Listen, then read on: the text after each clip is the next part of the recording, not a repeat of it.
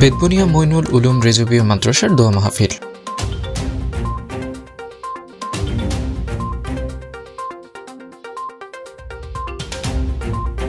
রাঙ্গামাটির কাউখালী উপজেলার বেতবুনিয়া মইনুল উলুম রেজবিয়া সাইদিয়া আলিম মাদ্রাসার দাখিল পরীক্ষার্থীদের বিদায় উপলক্ষে দোয়া মাহফিল অনুষ্ঠিত হয়েছে।